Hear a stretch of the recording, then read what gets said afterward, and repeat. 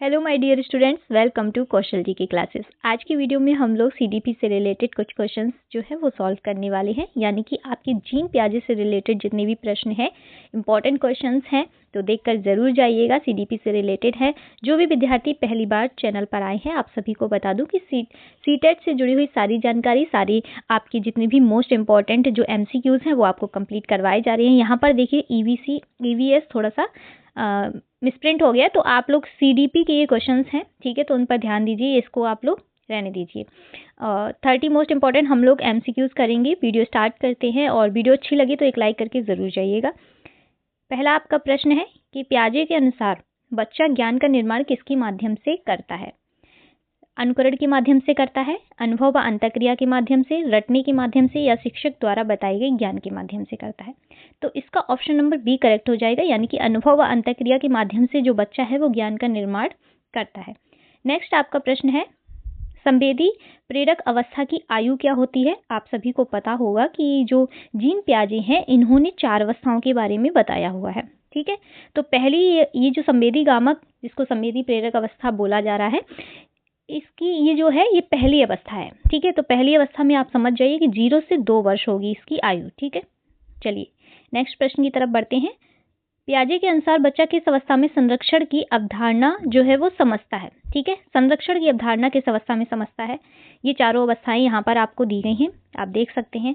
चारों अवस्थाएं दिखाई जा रही हैं, संवेदी प्रेरक, पूर्व संक्रियात्मक, मूर्त संक्रियात्मक और औपचारिक संक्रियात्मक, ठीक है। ये 4 अवस्थाएं होती हैं, चारों आपको पता होनी चाहिए। इनकी एज भी आपको सबकी पता होनी चाहिए, क्योंकि ये सब पूछा जाता है। पियाजे की चारों अवस्थाओं के बारे में बहुत ही अच्छे से आप लोग पढ़ लीजिएगा। अब पूछा गया है कि क्वेश्चन नंबर 3 में कि अवस्था में संरक्षण जो है वो किस अवस्था में सीखता है? तो थर्ड आपका इसका आंसर सी सही हो जाएगा, यानी कि मूर्त संक्रियात्मक अवस्था में, ठीक है।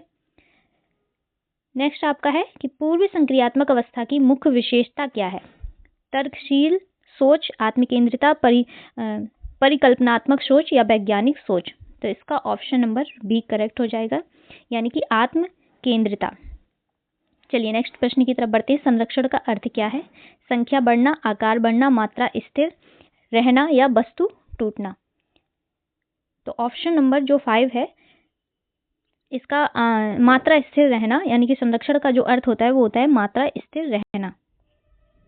नेक्स्ट हमारा प्रश्न है, मूर्त संक्रियात्मक अवस्था की जो आयु होती है वो कितनी होती है? अभी हम लोगों ने 4 अवस्थाओं के बारे में जाना, जिसमें मूर्त संक्रियात्मक जो अवस्था होती है ये अवस्था होती है 3rd अवस्था, ठीक है। तो तीसरी अवस्था की आप आयु बताएंगे। पहली अवस्था की आयु होती है 0 से 2 वर्ष, उसके बाद 2 से 7 होगी, तो तीसरी अवस्था की आयु कितनी होगी? 7 से 11 वर्ष, ठीक है।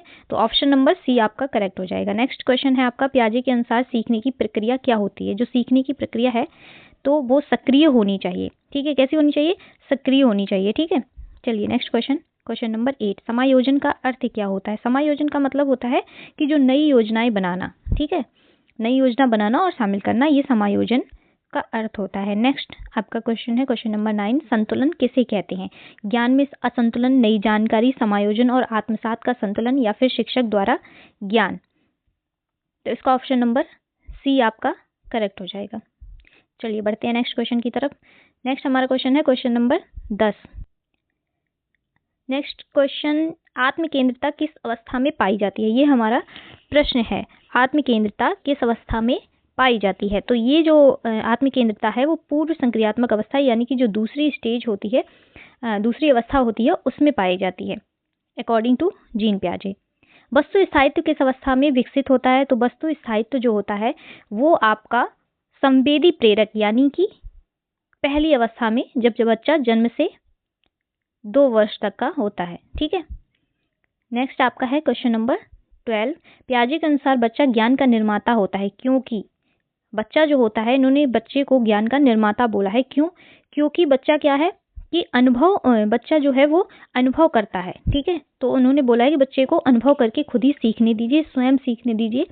तो बच्चा जो है वो, उसके पास ज्ञान बहुत है, ज्ञान का भंडार है अकॉर्डिंग टू पियाजे। नेक्स्ट आपका है क्वेश्चन नंबर 13। क्वेश्चन नंबर 13 आपका है कि औपचारिक संक्रियात्मक में अवस्था में बच्चा क्या कर सकता है? तो इस अवस्था में जो बच्चा है वो आपका परिकल्पना तर्क कर सकता है, ठीक है, क्योंकि वो बच्चा एडल्ट हो गया है। पियाजे के अनुसार बुद्धि का विकास किससे होता है? बुद्धि का जो विकास है वो वंशानुक्रम से होता है, अनुभव से होता है, पर्यावरण से होता है या सभी से होता है? तो देखिए, जो बुद्धि का विकास होता है उसके लिए वंशानुक्रम भी जरूरी है और अनुभव भी जरूरी है और पर्यावरण जो है वो बिल्कुल जरूरी होता है। इसीलिए इसमें ऑप्शन नंबर डी यानी कि सभी से होता है विकास, सभी का होना बहुत जरूरी है। और क्वेश्चन नंबर आपका 15 है, पूर्व संक्रियात्मक अवस्था की आयु क्या होती है? तो पूर्व संक्रियात्मक अवस्था ये दूसरा स्टेज है यानी कि दूसरी अवस्था है, दूसरी अवस्था जो 2 से 7 वर्ष की होती है। चलिए नेक्स्ट क्वेश्चन आपका,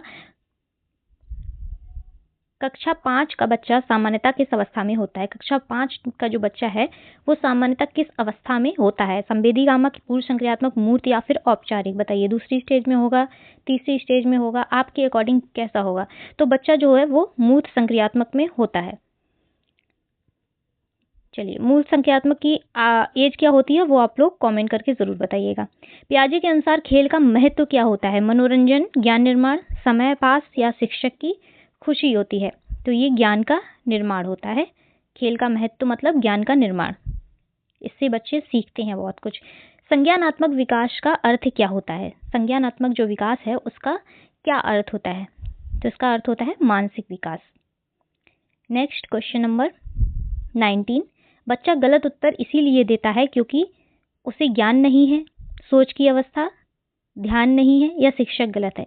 तो ये जहाँ पे नहीं ये तो सारी चीज़ें गलत ही हैं। आपका ऑप्शन नंबर बी करेक्ट हो जाएगा कि सोच की अवस्था के कारण बच्चा जो है गलत उत्तर देता है। जब वो गलत उत्तर देगा तभी वो अच्छी चीज़ और नई चीज़ सीख पाएगा, सही चीज़ सीख पाएगा। ठीक है, तो चाहे वो गलत उत्तर दे चाहे वो सही उत्तर दे, उसको आंसर करना आना चाहिए। नेक्स्ट आपका प्रश्न है, पियाजे के अनुसार भाषा किस विकास जो है वो किस पर निर्भर है? भाषा विकास जो है वो किस पर निर्भर है? सुनने पर, सोच पर, अनुकरण पर या फिर रटने पर? तो ये आपका सोच पर निर्भर करता है। ठीक है, ऑप्शन नंबर बी आपका करेक्ट हो जाएगा। नेक्स्ट क्वेश्चन है आपका क्वेश्चन नंबर 21, मात्रा संरक्षण की अवधारणा कब आती है? कौन सी एज में आपके आती है? तो 7 to 8 ईयर्स। ठीक है, 7 से 8 वर्ष की आयु में। पियाजे का सिद्धांत जो है वो किस पर आधारित है? वो आपको बताना है। पियाजे का सिद्धांत आपका रचनावाद पर आधारित है। ठीक है, नेक्स्ट प्रश्न है कि आत्मसात का अर्थ क्या होता है? बताइए, आत्मसात का अर्थ क्या होता है? तो पुरानी योजनाओं में जानकारी करना, ये आत्मसात का अर्थ होता है। नेक्स्ट आपका प्रश्न है, बच्चा स्वयं सीखता है क्यों सीखता है? क्योंकि वो सक्रिय होता है, निष्क्रिय, डरपोक या फिर आपका चंचल होता है? तो देखिए, निष्क्रिय हम बच्चे को कभी नहीं कहेंगे, जहां पर सक्रिय आपको ऑप्शन दिखता है वही आपका करेक्ट हो जाएगा। ठीक है, तो बच्चा सक्रिय है इसीलिए वह स्वयं सीखता है। पियाजे के अनुसार जो शिक्षक की भूमिका है वो कैसी होनी चाहिए? ज्ञानदाता के रूप में, मार्गदर्शक के रूप में, नियंत्रक के रूप में या सजा देने के रूप में? सजा हमें बच्चों को बिल्कुल भी नहीं देनी है, सजा पर बिल्कुल जोर नहीं दिया गया है। ठीक है, तो जो शिक्षक है वो एक मार्गदर्शक के रूप में होना चाहिए। चलिए बढ़ते हैं नेक्स्ट क्वेश्चन की तरफ। 26 हमारा क्वेश्चन है कि बच्चा तर्क करना कब शुरू कर देता है? तो बच्चा तर्क करना शुरू करता है 7 से 11 वर्ष की जब उसकी आयु होती है, यानी कि ये आपका 3rd स्टेज में। ठीक है, मूर्त संक्रियात्मक में। नेक्स्ट आपका प्रश्न है, परीक्षण की क्षमता आती है, जो परिकल्पना परीक्षण है इसकी क्षमता कब आ जाती है बच्चों के अंदर? वो आपको बताना है।